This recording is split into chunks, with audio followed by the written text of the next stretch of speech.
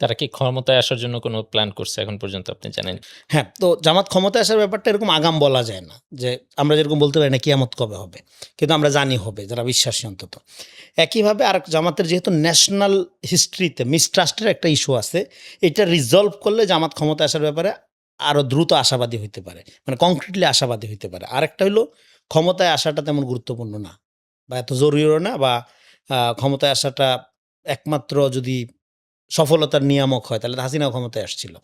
গুরুত্বপূর্ণ হলো তার পলিটিক্সটাকে উইন করা, তার পলিটিক্সটাকে মেইন স্ট্রিম করা।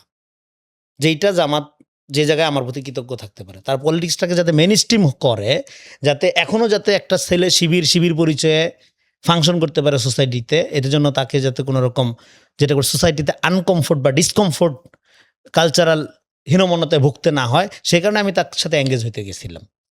আচ্ছা। যে a country without Awami League এই ঘোষণা দিয়েছে 2023 সালের 27শে জুন। তো ফলে এঙ্গেজ বলতে কি আপনি তাদের সাথে মিটিং সিটিং এই টাইপের এঙ্গেজ না, ক্রিটিক্যাল এঙ্গেজ। আমি যখন সমালোচনা করি তোমার এই পজিশনটা ভুল, তোমার এটা, তোমার পলিটিক্সটা মেইন স্ট্রিম করো সমাজে, তুমি ন্যাশনাল পলিটিক্যাল ফোর্স হয়ে ওঠো রেদার দেন ক্যাডার ভিত্তিক socio political organisation. So socio political organisation RSS যেভাবে ফাংশন করে, তারা ক্ষমতা নিয়ে নিচ্ছে নানাভাবে, কিন্তু কীভাবে ন্যারেটিভ দিয়ে ম্যানুভারিং করে, হিন্দুত্ব ইমোশন ব্যবহার করে। যেই লোকটা সেকুলার কিন্তু হিন্দুত্ববাদী না, সেও প্রতারিত হয়ে নরেন্দ্র মোদীকে সমর্থন দিয়ে দিছে। হ্যাঁ, নানা রকম ইস্যুতে গিয়ে তারপরে দেখা গেছে কি পুরা ইন্ডিয়ান অবস্থা, মানে পলিটিক্স সোসাইটি ডিক্লাইনিং। একইভাবে জামাতকে ধরেন কালকে আমরা ক্ষমতা দিয়ে দিলাম, তো জামাত কি করবে আমাদের এখানে? ইকোনমিক্যাল পলিসি কি তার? গ্লোবাল পাওয়ার ডিনামিক্সে সে ফাংশন করবে কিভাবে?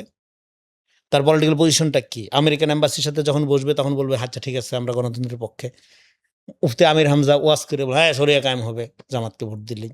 সো মানুষ ট্রাস্ট করবে কিভাবে? তো ফলে তাকে তো একটা কমপ্লিট কোর্স জনগণকে উপহার দিতে হবে যে হ্যাঁ আমি ইসলামের এই জিনিসটার মধ্যে ফাংশন করি, এই অর্থে আমি ইসলামিক পার্টি, এই অর্থে আমি ডেমোক্রেটিক পার্টি, বা ইদার আমি ডেমোক্রেটিক অর আমি ইসলামিক পার্টি। তো তাকে তো ওই দুই নৌকায় পা দেওয়ার মতো